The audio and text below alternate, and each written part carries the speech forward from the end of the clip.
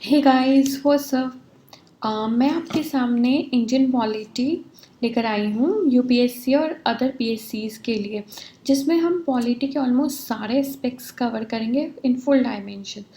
Prelims, pre के previous year questions, MCQs, current affairs based MCQs, mains के previous year questions, mains के basics, then mains के expected questions जो कि आगे आ सकते हैं, as well as writing practice करेंगे पॉलिटी के लिए, और इसमें सारे डायमेंशंस कवर करेंगे। एंड आई होप कि ये वीडियोस की जो सीरीज़ हैं, ये सिलेबस पढ़ने के बाद आपको पॉलिटी के लिए किसी और सोर्स से देखने की ज़रूरत ना पड़े। So let's start Indian polity. Constitution of India से हम स्टार्ट करते हैं, जिसमें ब्रिटिश एक्ट्स में कंपनी रूल से शुरू करते हैं। नाउ मैं अपना एक शॉर्ट इंट्रो देना चाहती हूँ सबसे पहले आप लोगों को। मेरा नाम कविता झा है and I did my BTech in mechanical engineering from Jadavpur university.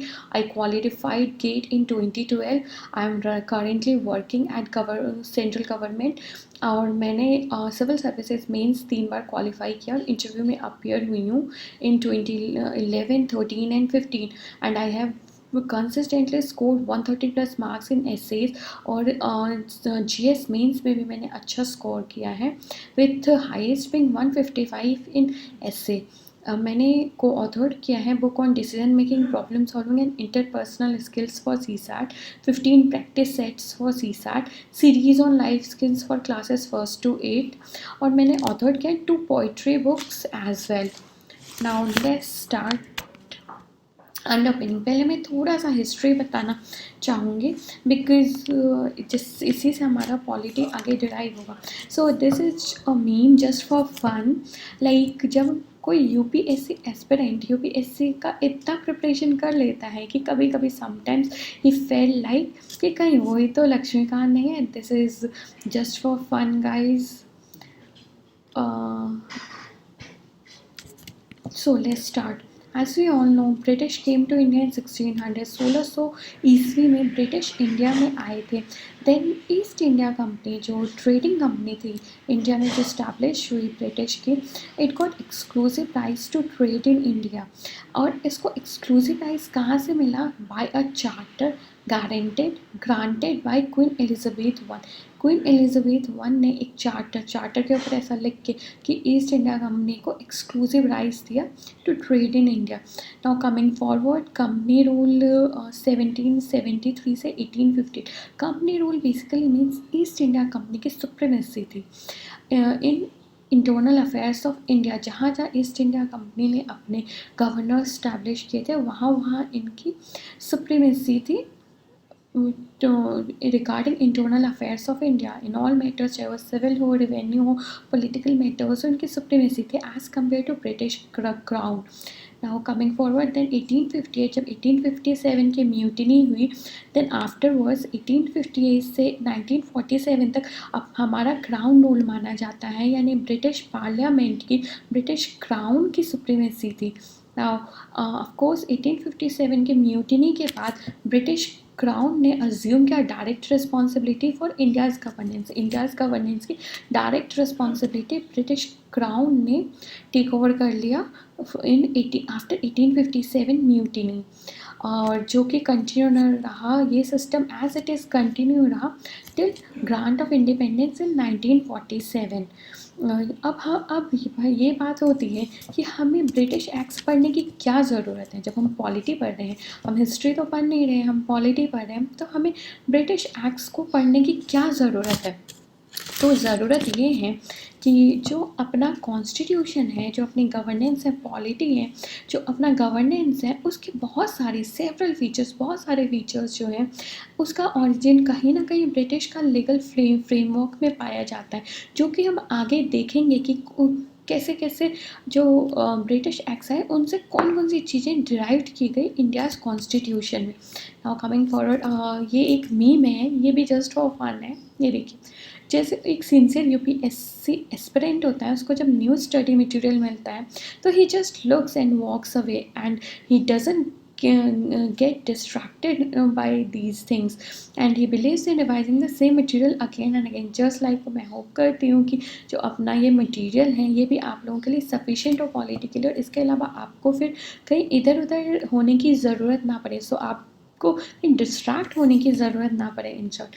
So going forward, the company rule 1773 से 1858. This is also mean just for fun. जैसे लगान मूवी आप सब ने देखी होगी, उसमें ये लक्ष्मीकांत वर्सेस डी बासु का एक कंपैरिजन है. सो ये ब्रिटिशर्स बोर्ड है, तुम लक्ष्मीकांत पढ़ने वाले लोग, हम डी बासु पढ़ने वालों से बराबरी नहीं कर सकता. एंड देन ये जो इंडियन टीम थी वो बोल रही है, if will get a chance will write another constitution. That's how much understanding we have of polity due to Laxmikanth. So kudos to Laxmikanth and D Basu both. Now going forward, पहला आता है अपना रेगुलेटिंग एक्ट ऑफ 1773. सबसे पहला step British parliament के द्वारा जो लिया गया वो रेगुलेटिंग एक्ट ऑफ 1773 था. इंडिया में रूल करने के टूवर्ड्स ये फर्स्ट स्टेप बोल सकते हैं इसको. अब इसके मेन प्रोविजंस क्या थे? पहला था designation of governor of Bengal as governor general of Bengal. Governor of Bengal को गवर्नर जनरल ऑफ बंगाल बना दिया गया, एंड उसके लिए एक 4 मेंबर एग्जीक्यूटिव काउंसिल बनाया गया to assist governor general of Bengal. 4 member executive council governor general of Bengal को असिस्ट करने के लिए. Then second, Lord Warren Hastings जो थे वो अपना first governor general of Bengal बने. Warren Hastings, Lord Warren Hastings first governor general of Bengal बने. नाउ द थर्ड थिंग, ये जो है regulating act of 1773, it was basically a step towards consolidation. चीज़ों को consolidate इकट्ठा करने के towards एक step था. Not only consolidation, centralization as well. It made the governors of Bengal and Madras presidencies subordinate to the governor general of Bengal. पहले क्या था? मद्रास के, बम्बई के और बंगाल के तीनों गवर्नर्स इंडिपेंडेंट थे, तीनों प्रेसिडेंसीज के गवर्नर्स इंडिपेंडेंट थे. सो रेगुलेटिंग एक्ट 1773 ने बम्बई और मद्रास के गवर्नर्स को सबऑर्डिनेट बना दिया to governor general of Bengal. Governor of Bengal को गवर्नर जनरल ऑफ बंगाल बना दिया, और उसको कि बम्बई और मद्रास के गवर्नर्स को इसके सबऑर्डिनेट बना दिया गया. सो it was a step towards consolidation, जहाँ पे कि एक सेंट्रलाइजेशन टेंडेंसी है कि एक सेंट्रल पावरफुल बॉडी है, उसके फर्दर सबऑर्डिनेट्स है. So it was a step towards consolidation. Then अब इस एक्ट से पहले, जब से ईस्ट इंडिया कंपनी इंडिया में आई, तब से लेके क्या हुआ कि धीरे धीरे जो है, जो एम्प्लॉयज़ थे कंपनी के, वर्कर्स थे या सर्वेंट्स थे कंपनीज़ के, they started engaging in private trade और एक्सेप्टिंग ब्राइब्स और प्रेजेंस. सो इस एक्ट ने एक स्पेशल प्रोविज़न बनाया कि prohibition of servants of company from engaging in private trade और एक्सेप्टिंग ब्राइब्स और प्रेजेंस. प्राइवेट ट्रेड में कोई भी जो कंपनी का सर्वेंट है, कंपनी का वर्कर है, वो इंगेज नहीं हो सकता, वो घूस नहीं ले सकता, वो गिफ्ट्स नहीं ले सकता. इन सब की रोकथाम की गई, सब पे पाबंदी लगाई गई. Then through this act, a Supreme Court at Calcutta was established. Supreme Court at Calcutta established was 1774 में through Regulating Act of 1773, और Supreme Court of Calcutta में 1 Chief Justice और 3 जजेस का प्रोविज़न बना गया. 1+3 का प्रोविज़न बनाया गया supreme court at Calcutta. Now this was strengthening of British control over the company. ये स्टेप जो रेगुलेटिंग एक्ट ऑफ 1773 है, it was a step towards strengthening of British control over the company. इसमें क्या हुआ कि बेसिकली जो कोर्ट ऑफ डायरेक्टर्स हैं, that is the governing body of the company, उसको ऐसा बोला गया to report on its revenue, civil and military affairs in India. मतलब कोर्ट ऑफ डायरेक्टर्स क्या है? जैसे किसी भी PSUs या किसी भी कंपनी का बोर्ड ऑफ डायरेक्टर्स होता है, that is the governing body of the company. Similarly जो कोर्ट ऑफ डायरेक्टर्स है वो गवर्निंग बॉडी था ईस्ट इंडिया कंपनी का. ऐसा थ्रू दिस एक्ट ऐसा मैंडेट हुआ, ऐसा मैंडेटरी किया गया कि जो कंपनी के रेवेन्यू, सिविल और मिलिट्री अफेयर्स हैं इंडिया से रिलेटेड जो भी हैं उस सब को रिपोर्ट करना होगा टू द ब्रिटिश पार्लियामेंट। तो इस स्टेप से जो है वो ब्रिटिश पार्लियामेंट का कंट्रोल ओवर द कंपनी वो मजबूत होने लगा। कंपनी के ऊपर ब्रिटिश कंट्रोल, ब्रिटिश पार्लियामेंट का कंट्रोल ओवर द कंपनी वो मजबूत होने लगा, जो कि बाद में आगे जाके ब्रिटिश पार्लियामेंट या ब्रिटिश क्राउन ने पूरी की पूरी जो इंडिया जो पोजेशन थे ईस्ट इंडिया कंपनी के इंडिया में, वो पूरी की पूरी उन्होंने डायरेक्ट कंट्रोल करना शुरू कर दिया after mutiny of 1857। But this was the first step towards strengthening of British control over the company, first step towards consolidation as well, consolidation, centralization और strengthening of British control over the company के towards first step था माना जा सकता है regulating act of 1773 को। Now coming forward, अब इसके क्या सिग्निफिकेंस थे, रेगुलेटिंग एक्ट 1773 के सिग्निफिकेंस क्या थे, क्या इंपॉर्टेंस था। This was first step by British government to control and regulate East India Company's affairs in India।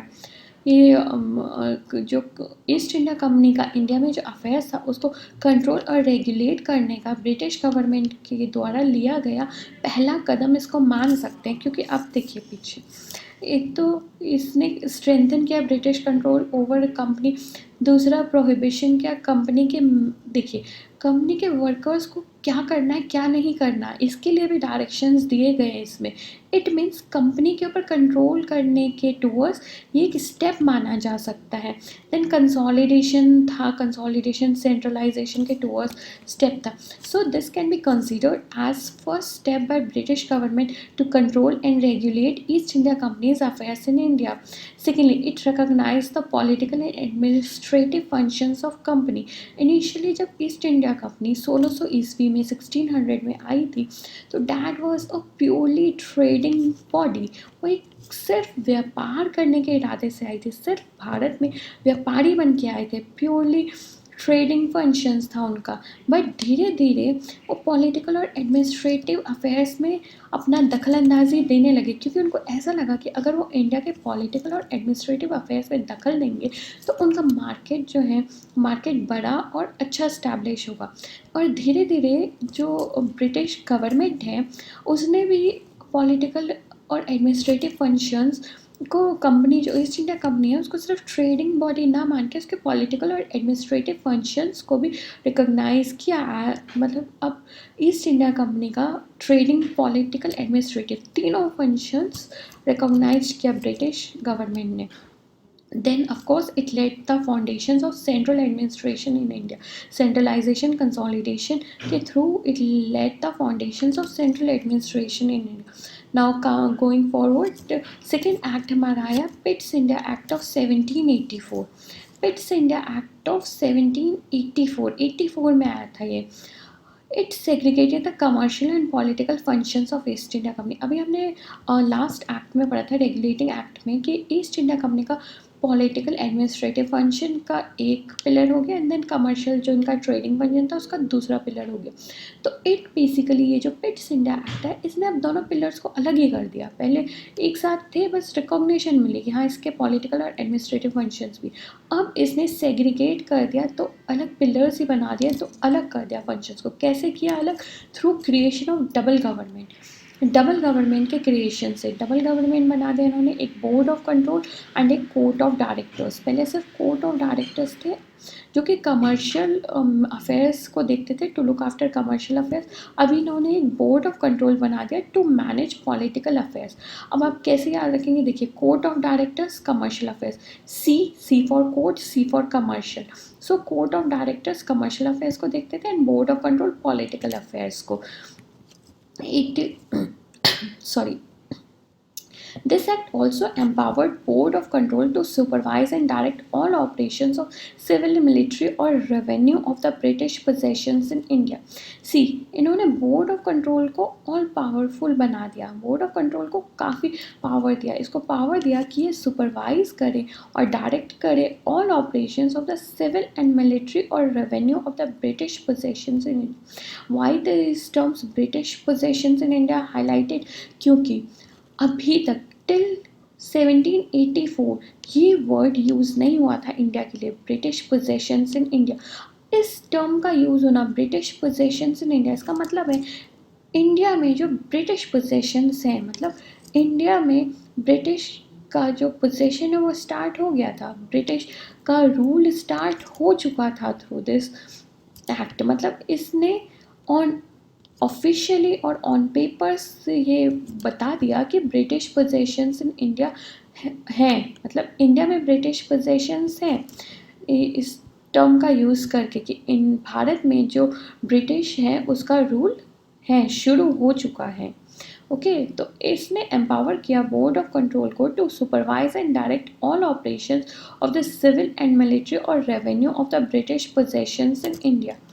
Now आगे चलते हैं हम, इसका क्या सिग्निफिकेंस था। पेस इंडिया एक्ट ऑफ 1784, तो British government was given the supreme control over east India company affairs and administration. Now British government का अब बिल्कुल सुप्रीम कंट्रोल हो गया था over east India company affairs and इस administration.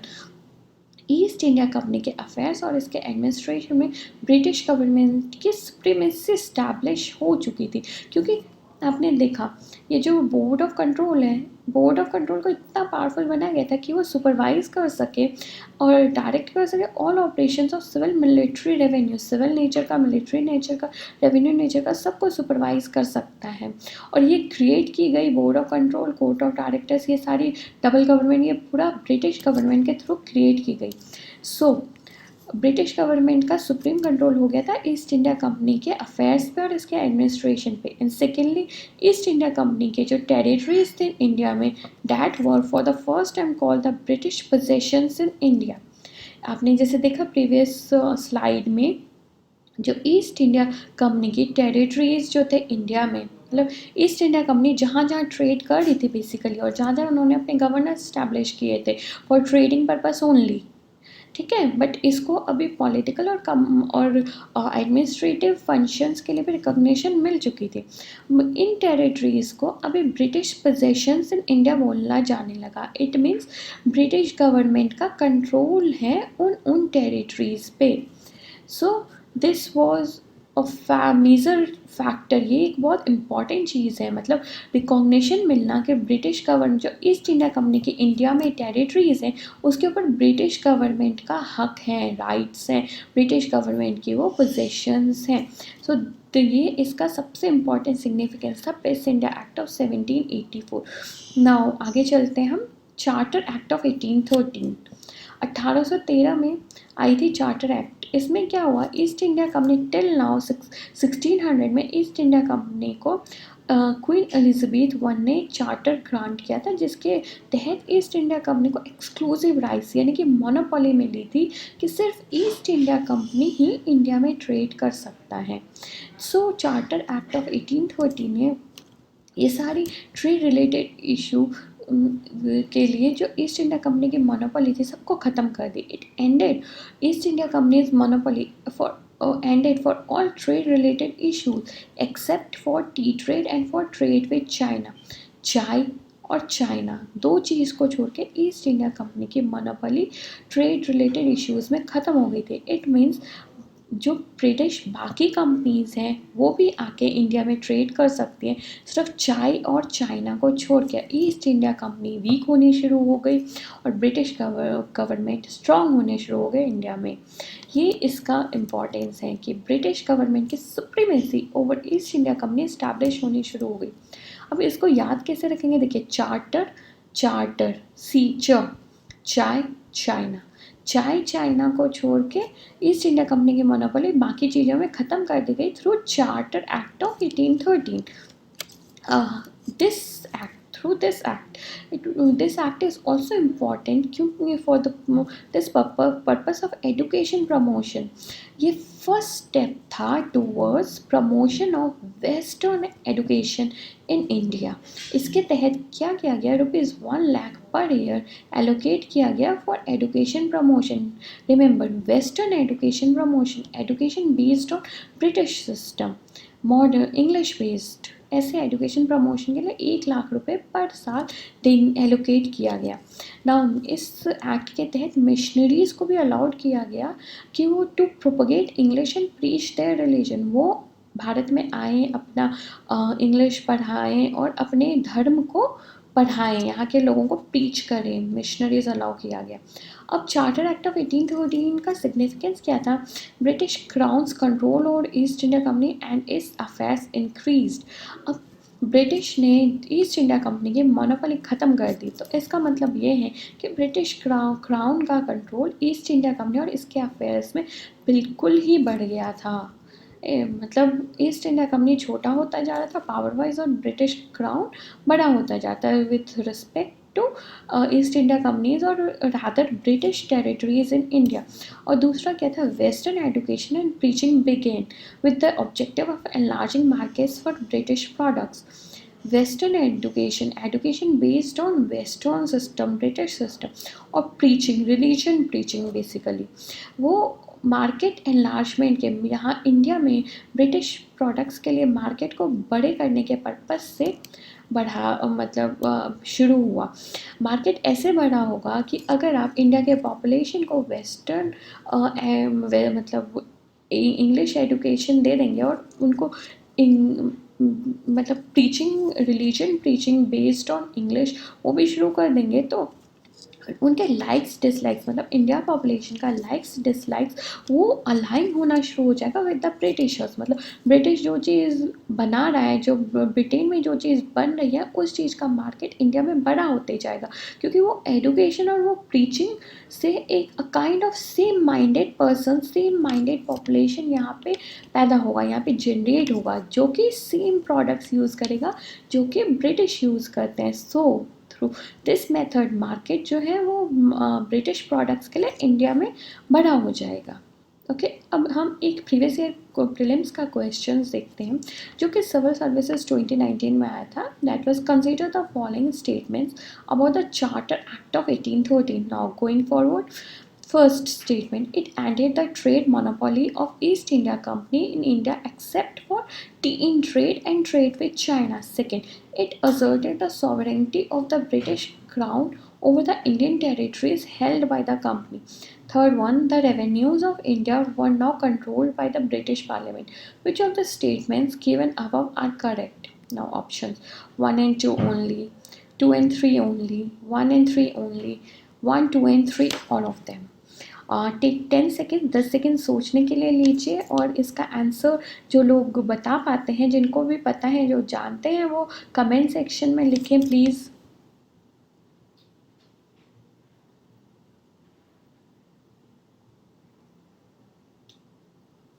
So going to the solution, correct answer is 1 and 2 only. It ended the trade monopoly of East India Company in India except for trade in tea and trade with China. मैंने आपको जैसे कि बताया previous slide में, चाय और China को छोड़ के बाकी हर जगह ईस्ट इंडिया कंपनी की मोनोपोली खत्म हो चुकी थी। सो ये स्टेटमेंट हमारा सही है।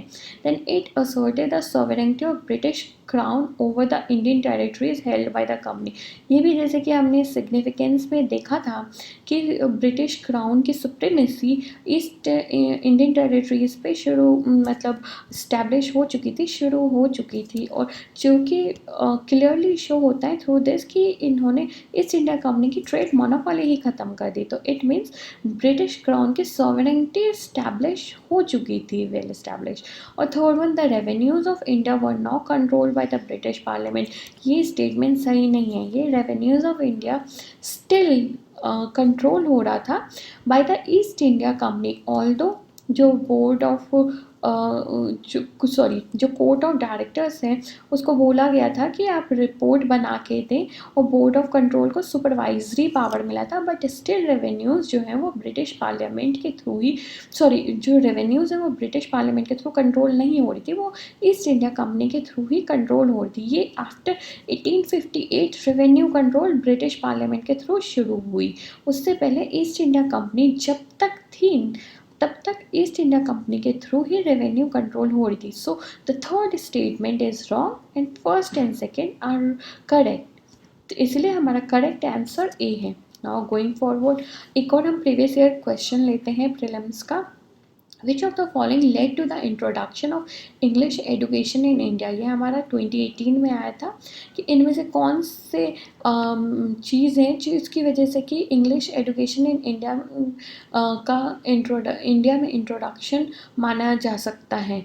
पहला है चार्टर एक्ट ऑफ 1813, दूसरा है general committee of public instruction 1823, तीसरा orientalist and Anglicist controversy, and you have to select the correct answer using the code given below. 1 and 2 only, 2 only, 1 and 3 only, 1, 2 and 3 only, all of them. So आप 10 seconds का time लीजिए, सोचिए, and then we'll go to the answer.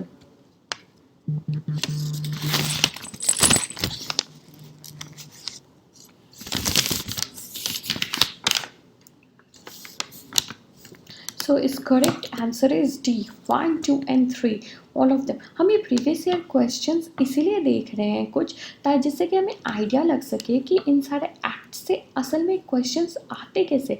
देखिए charter act से 18 में भी आया है, 19 में भी आया है, 20 में भी आ सकते हैं, किस में भी आ सकते हैं, मतलब रेपिटेशंस होते हैं। लाइक एक टॉपिक है हमारा चार्टर एक्ट ऑफ 1813, इससे अराउंड रेपिटेशंस हो सकते हैं। अगर आप इसके अराउंड को कवर करते हैं, इसके डोमेन में आप सारी चीज़ें पढ़ ले, तो अगर ये रिपीट होगा तो आप बना उसका आंसर कर पाएंगे, उसको बना पाएंगे।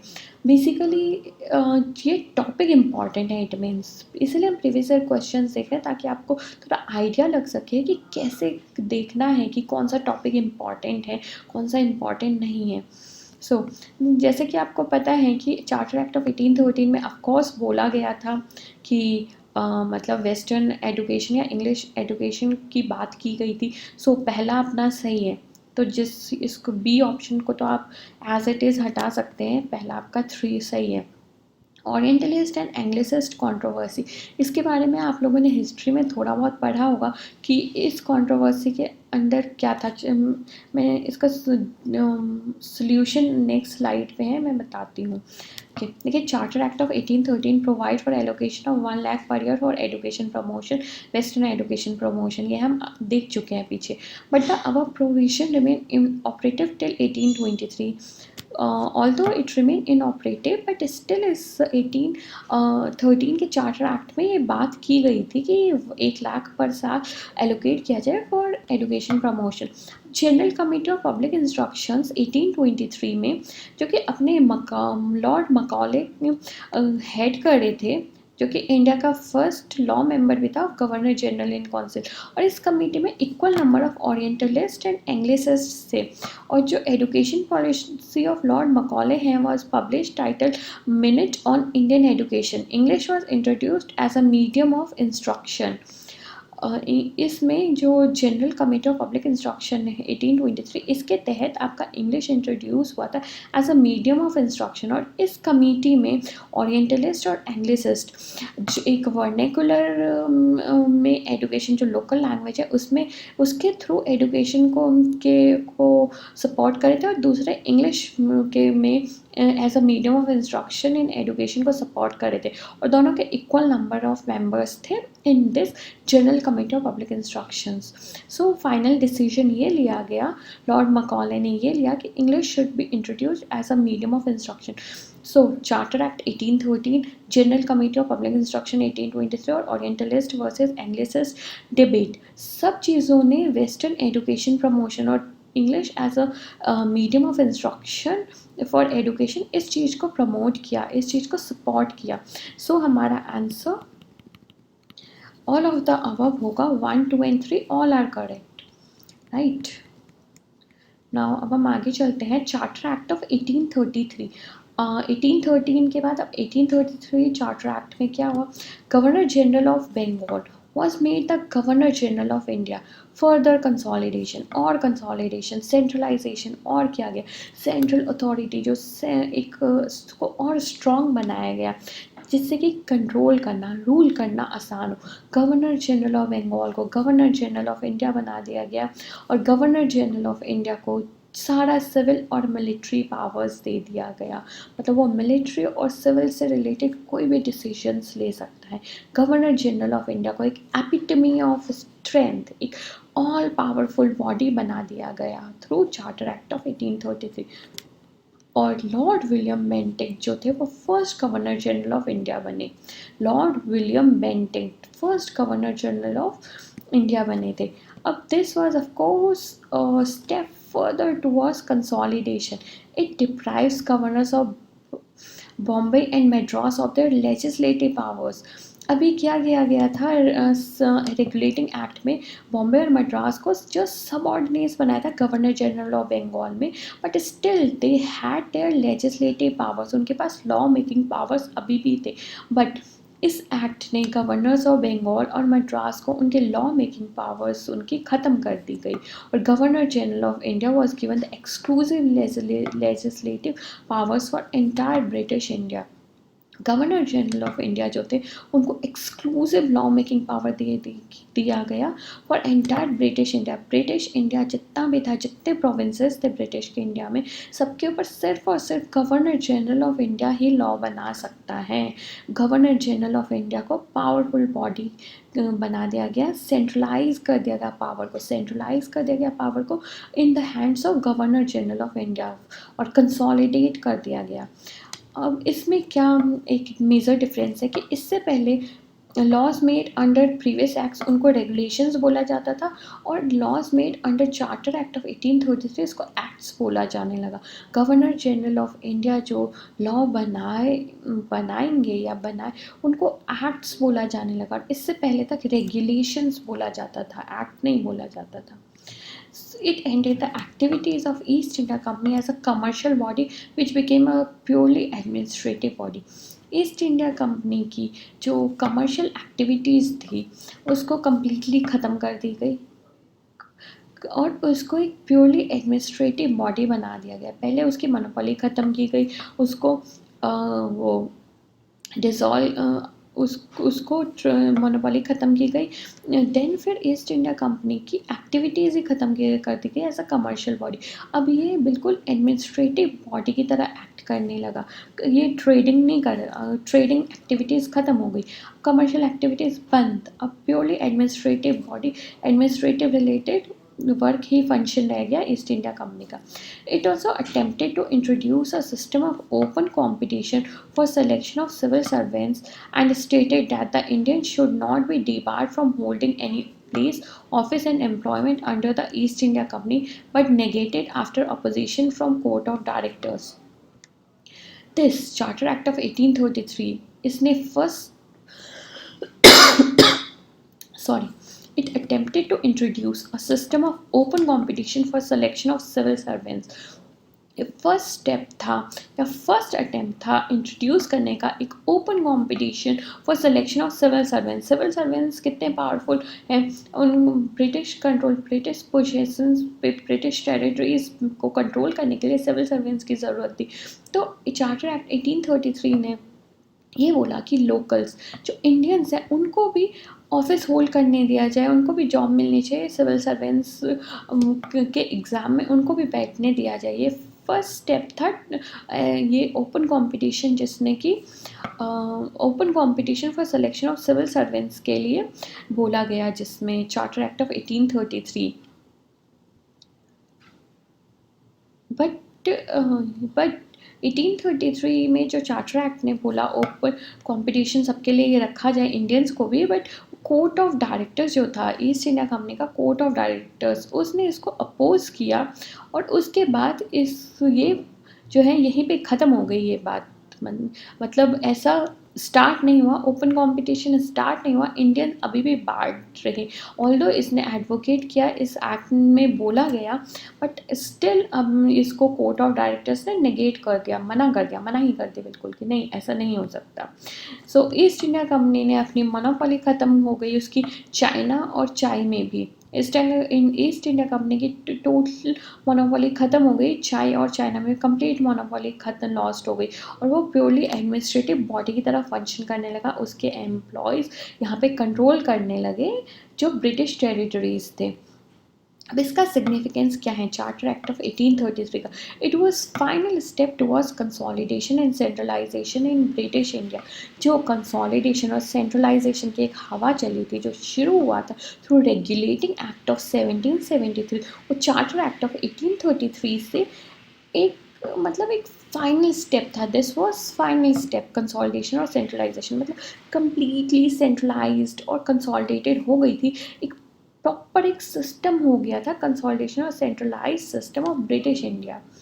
It created for the first time a government of India having authority over the entire British territorial possessions. First time एक गवर्नमेंट ऑफ इंडिया बनाए इस्टेब्लिश हुआ through governor general of India, पूरे इंडिया का एक गवर्नर जनरल बना दिया गया. So it created for the first time a government of India having authority over the entire British territorial possession, जिसको कि लॉ मेकिंग अथॉरिटी या लॉ मेकिंग पावर्स मिला थ्रू ओवर द एंटायर जितना भी British का टेरिटोरियल पोजेशंस था India में. And also it provided that the East India Company's territory in India were held by it in trust for His Majesty, his heirs and successors. इस line का क्या मतलब है कि ईस्ट इंडिया कंपनी की जो टेरिटरीज थे इंडिया में, now henceforth will now be held by the British crown. ये लाइन यूज़ होता है in trust for his majesty, his hairs and successors. British crown के लिए, ब्रिटिश क्राउन जो भी अभी राजा हैं, जो महाराजा हैं, वट एवर उसके जो सक्सेसर्स हैं, उसके जो भी राजा बनेंगे, बेसिकली क्राउन के लिए ये टर्म यूज़ होता है. सो ईस्ट इंडिया कंपनी की जो टेरिटरीज थी इंडिया में, जो हेल्ड कर रहा था ईस्ट इंडिया कंपनी, वो अब टोटली क्राउन को दे दिया गया. Charter act of 1853. अब हम नेक्स्ट पे आते हैं 1853 के चार्टर एक्ट पे. It separated for the first time the legislative and executive functions of the Governor General's Council as provided for 6-member Indian Legislative Council. ये फर्स्ट टाइम इसने legislative और एग्जीक्यूटिव फंक्शंस को separate किया governor general council का. पहले executive council था, वही सारा फंक्शन करता था जो गवर्नर जनरल का था. Now through this act, charter act of 1853, जो लॉ मेकिंग पावर्स और जो एग्जीक्यूशन का पावर फंक्शन था गवर्नर जनरल काउंसिल का, उस दोनों को सेपरेट कर दिया गया और एक separate 6-member Indian legislative council, जिसको इंडियन या सेंट्रल लेजिस्लेटिव काउंसिल भी कहते हैं, वो फॉर्म किया गया for to assist in the legislative functions of the governor general. Governor general के ऑफ इंडिया के लेजिस्लेटिव फंक्शंस में असिस्ट करने के लिए एक 6-member Indian legislative council establish किया गया. और एग्जीक्यूटिव काउंसिल तो पहले से था ही. Second one was it advocated for introduction of open competition system of selection of civil servants. इसने भी फर्दर एडवोकेट किया ओपन कंपटीशन रखा जाए सिस्टम सिविल सर्वेंट्स के सिलेक्शन के लिए, जिसमें कि इंडियंस को भी पार्टिसिपेट करने दिया जाए. और इसके लिए एक मकौले कमेटी का अपॉइंटमेंट किया गया, जिस कमेटी को the committee of on Indian civil service भी कहा जाता है इन 1854. मकौले कमेटी, मकौले कमेटी, जिसको कि the committee on Indian civil service भी कहा जाता है. Okay, then it hinted at termination of East India Company's rule, as did not specify any particular period for retention of Indian possessions by East India Company. Charter Act 1850 था, it hinted कि East India company का जो rule है India में, वो कभी भी ख़त्म हो सकता है, टर्मिनेट हो सकता है, ख़त्म हो सकता है बस, क्योंकि as it did not specify any particular period for retention of Indian possessions by East India Company.